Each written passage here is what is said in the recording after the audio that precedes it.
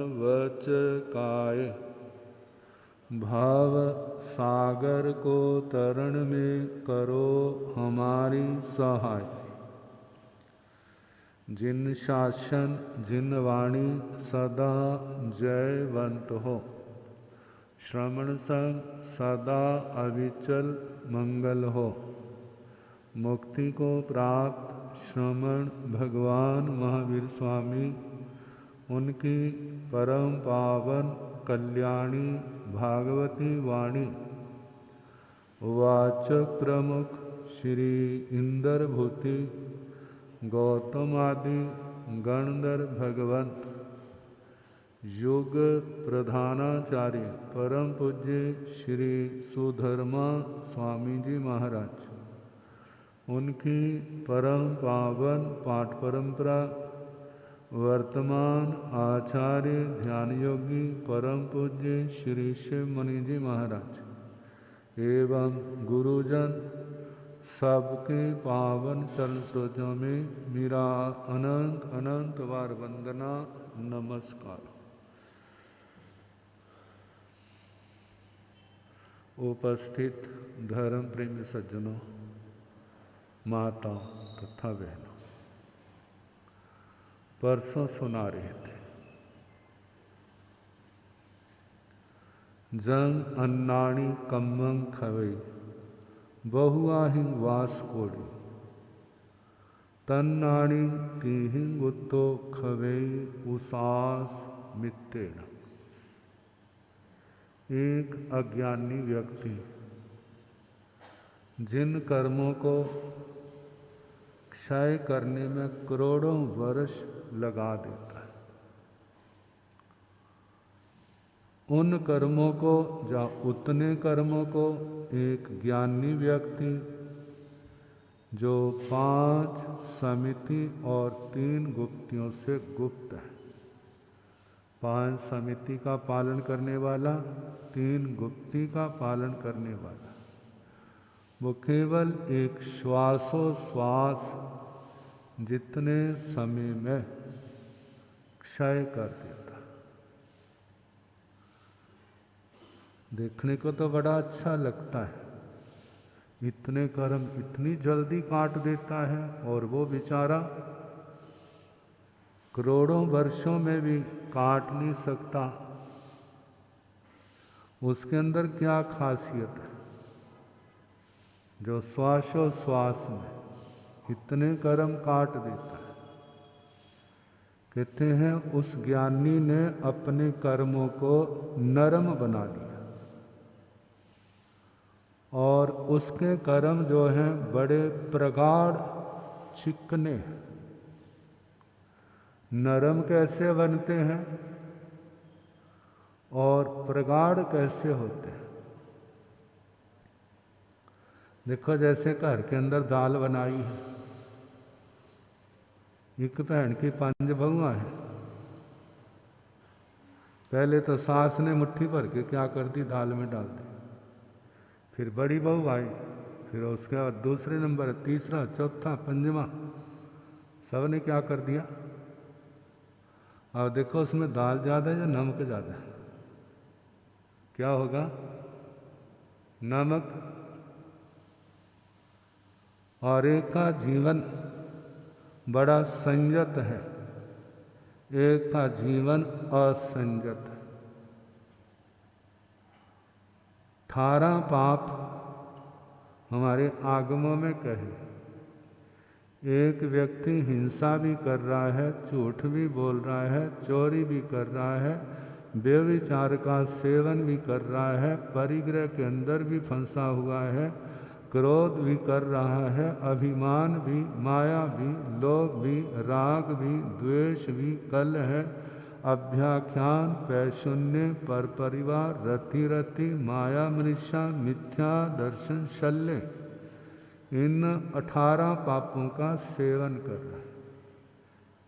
कहते हैं जी ठीक है, एक समय में सारे पापों का सेवन नहीं होता, लेकिन वही खाता तो चलता है ना। जैसे देखो, एक संपन्न व्यक्ति कितनी मिलों का मालिक है, वो काम तो बाहर नहीं कर रहा, लेकिन उसका निर्देश, किसका निर्देश चल रहा है? बस उसको कहा तुमने ये करना, तुमने ये करना, तुमने ये करना। कितने लोगों से कितना कुछ करवा रहा। ऐसे ही एक व्यक्ति ने पचखान तो नहीं किया है कोई भी, ना उसका हिंसा का त्याग है, ना झूठ का त्याग, ना चोरी का, मिथ्यात्व तक किसी भी पाप का त्याग नहीं है। एक पूर्ण रूप से त्याग है, एकांशिक रूप से त्याग है, कोई भी त्याग नहीं। तो जानते हैं, जब जोर की बरसात पड़ती है तो मकान के अंदर जितने भी परनाले हैं सारे के सब के क्या होता है? पानी पानी बहता है। ऐसे ही इस आत्मा के अंदर भी तो 18 पापों के माध्यम से लगातार पाप कर्मों का आश्रव आगम हो रहा है।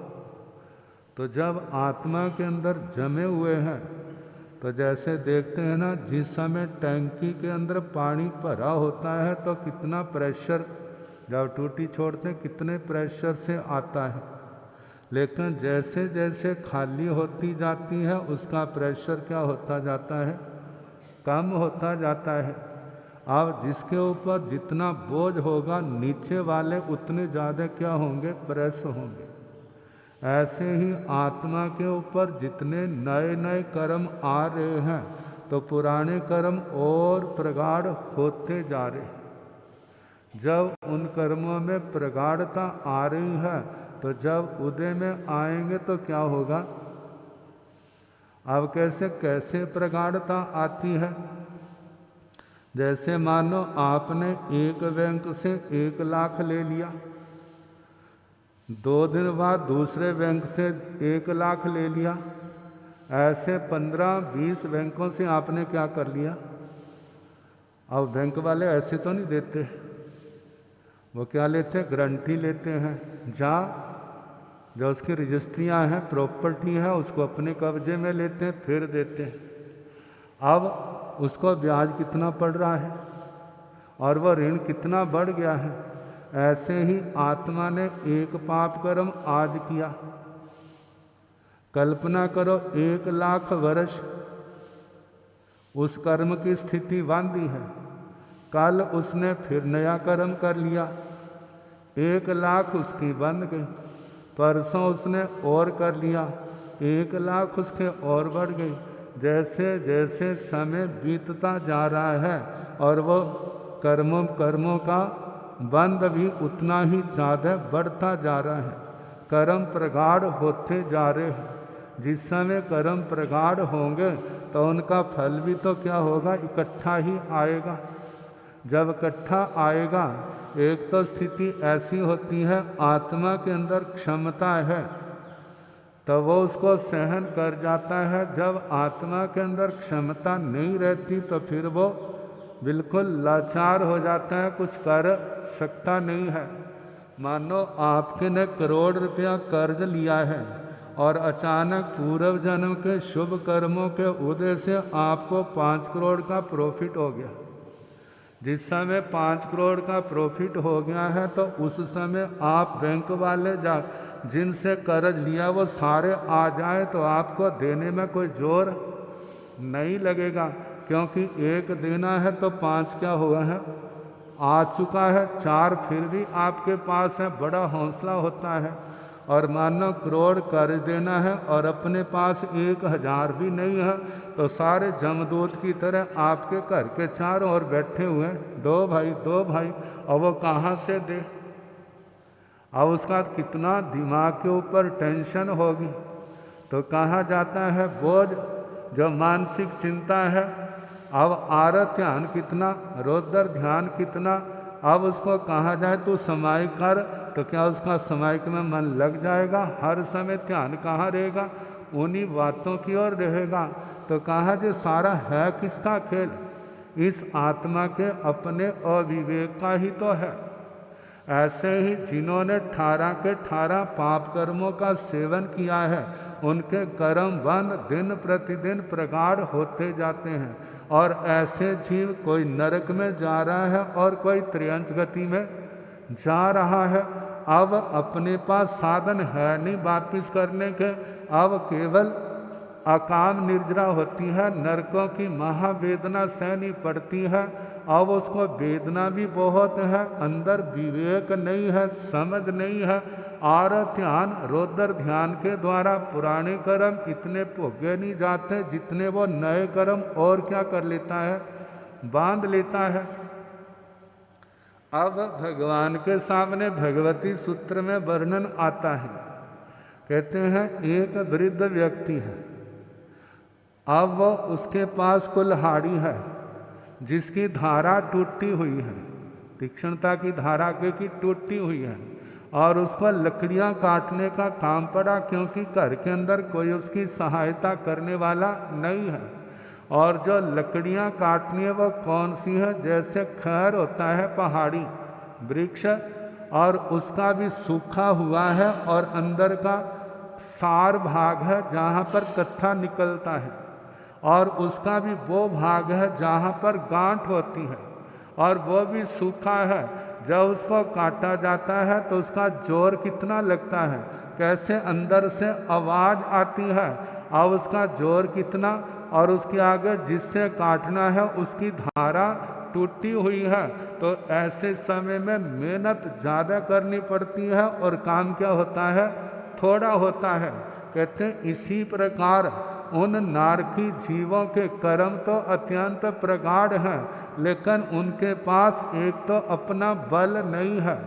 कारण क्या है, पूर्व जन्म के पाप कर्मों के कारण से वीर्य अंतराय इतना पड़ गया है कि अब उसको भागते हैं, लेकिन डर के कारण से भागते हैं, वैसे चलने उठने की भी शक्ति नहीं है। अब कहा जाता है कि बल नहीं है। दूसरी बात, जिससे कर्म काटने हैं वो उसके पास वो कुल्हाड़ी की जो धारा है वह टूटी हुई है।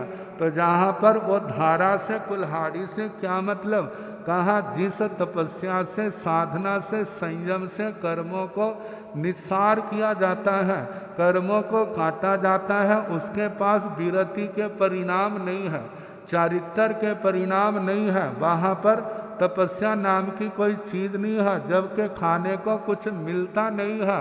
लेकिन तपस्या की भावना त्याग की नहीं है, क्योंकि भूख इतनी है कि अब मिले तो सारा कुछ खा जाऊं, लेकिन एक कण मात्र भी खाने को नहीं मिलता, त्याग के भाव आते ही नहीं है। तो कहा कि साधन ना होने के कारण से उनके कर्म कटते नहीं है। दूसरी बात, सौभाग्य ही कहा जाएगा उन जीवों का जिनको मनुष्य जन्म मिला है। मनुष्य जन्म के बाद शास्त्र का, भगवान की वाणी का श्रवण मिला है। तीसरी बात, धर्म के अंदर रुचि पैदा हो गई है।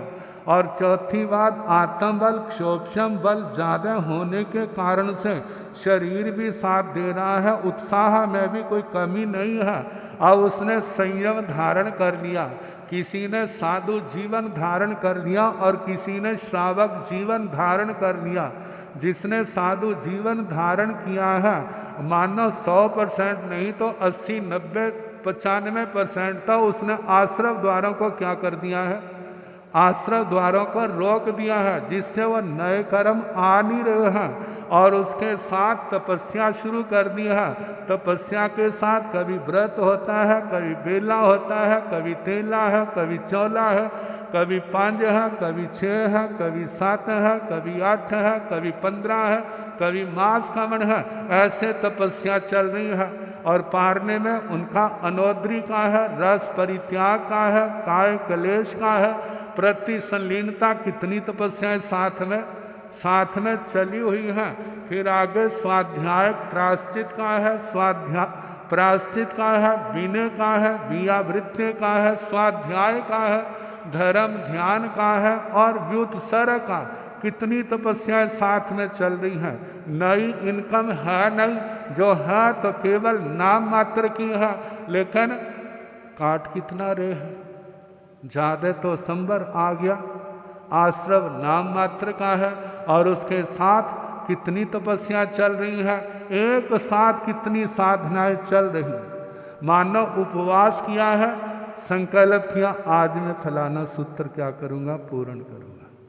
सारा दिन शास्त्र स्वाध्याय किया, संध्या काल आ गया, लोगस का पाठ करने लग पड़ा, क्योंकि गोचरी को तो जाना नहीं। जा किसी को ज़रूरतमंद है उनके लिए गोचरी ला करके दे दी, तो ये भी तो तपस्या है ना। एक तो अनशन तो है, स्वाध्याय कितना किया, जप कितना किया, भावना कैसी है। जब ज्ञान अच्छा है तो अनित्य आदि 12 भावना आती है। और कैसी भावना, मेरा बैर विरोध किसी के साथ है तो वो सारा खत्म हो जाए। सत्वेषु मैत्री, जीवों के प्रति मित्रता की भावना, दुखी लोगों के प्रति करुणा की भावना। कोई गुणवान व्यक्ति दिखाई देता है तो उसके प्रति प्रमोद भावना। कितना भाग्यशाली है, कितनी धर्म संपदा इसको मिली हुई है, धन्य है इसकी आत्मा को। वो दिन धन्य होगा जब ऐसे गुण मेरी आत्मा के अंदर भी क्या आएंगे, पैदा हो जाएंगे। मानो दुख आता है तो उसका में समता धारण कर लेता है, सुख आता है तो उसके प्रति गृद्ध नहीं होता, मेरे को इनकी जरूरत नहीं है। तप में, त्याग में, संयम में रहता है। अब इसके द्वारा उसके जो गाढ़े कर्म थे वो क्या हो गए, नरम पड़ गए। और उसके पास साधना की, तपस्या की तिखी कुल्हाड़ी है, और उस कुल्हाड़ी के द्वारा आत्मबल होने के कारण से कर्मों को ऐसे ही काट रहा है। भगवान ने कहा जैसे एक नौजवान है, उसके हाथ में तिखी कुल्हाड़ी है और उसके पास काटने के लिए जो लकड़ी है वो क्या है, नरम है। अब थोड़े ही प्रयास से वह कितना काम कर देता है। किस कारण से होता है, क्योंकि उसके पास साधन पूर्ण है, उसके पास आत्म बल है। लेकिन ये मिलता कैसे है, ये मिलता कैसे? जैसे एक एक रुपया जोड़ने से कितने इकट्ठे हो जाते हैं, थोड़ा थोड़ा जोड़ने से बहुत हो जाता है। ऐसे ही गुरुओं के जाना, उनके दर्शन करने, उनको वंदना करना, चलो बड़े नहीं तो पहले उनके वचनों को सुनना, बड़े नहीं तो छोटे छोटे पचखान जितना संभव हो उतना लेता है। गुरुओं से, धर्म से जुड़ा रहता है। गुरुओं से, धर्म से जुड़ने के कारण से गलत लोगों के साथ जो संपर्क है उसको क्या हो जाएगा, कट जाएगा। जब उन लोगों से संपर्क कट जाएगा तो जो बुरी भावनाएं आत्मा के अंदर पैदा होती थी वो भावनाएं पैदा होना रुक जाएंगी। गुरुजनों के पास आएंगे तो गुरुजनों के पास उत्तम आत्माओं के जीवन चरित्र सुनने को मिलेंगे, जिनका जीवन धर्म से ओतप्रोत है। अब जब उनके जीवन सुनने को मिलेंगे तो अपने अंदर भी त्याग विराग की भावना पैदा होगी। जब त्याग विराग की भावना पैदा होगी तो जो किए हुए गलत काम अज्ञानता में है उनके प्रति पश्चाताप आएगा, उनके प्रति ग्लानि का भाव आएगा, उनके प्रति प्रायश्चित का भाव आएगा। उसके कारण से वो कर्मों का रस जो प्रशंसा के कारण से बढ़ना था, अब निंदा के कारण से वो क्या होने लग जाता है, कट जाता है। तपस्या करते हैं तो उससे वो खत्म भी हो जाता है। ऐसे धर्म आराधना करना शुरू कर दिया। पहले तो माला के ऊपर आए, फिर उसके ऊपर समाई के अंदर आ गए, समाई के बाद जप बढ़ा दिया, फिर आगे चले देखा ज्ञान ध्यान की क्षमता इनके अंदर ज़्यादा है तो शास्त्र स्वाध्याय में लगा दिया। सत्संग के माध्यम से, धर्म कथा के माध्यम से, या धर्म ग्रंथों के माध्यम से उसका स्वाध्याय बढ़ने लग पड़ा। जब बढ़ने लग पड़ा और उसके कर्मों की ताकत घटने लग पड़ी, उनका रस घटने लग पड़ा, साधना बढ़ती जा रही है, अब उसकी निर्जरा भी बढ़ती जा रही। तो ये सारा किस कारण से हो गया, इस धर्म आराधना के कारण से। बस इस मार्ग पर चलना है। जो इस मार्ग पर चलते उनका जीवन सफल है। हम सब का जीवन सफल हो ऐसी भावना रखनी है और इस मार्ग पर आगे से आगे बढ़ते रहें। सबका कल्याण हो, हमारी ये शुभकामना। आज आचार्य भगवंत पूज्य श्री आनंद ऋषि जी महाराज, उनकी पावन स्मृति में जन्मदिन के उपलक्ष्य में कल तो गुणगान सभा रखी थी, आज आइमिल तप रखा था।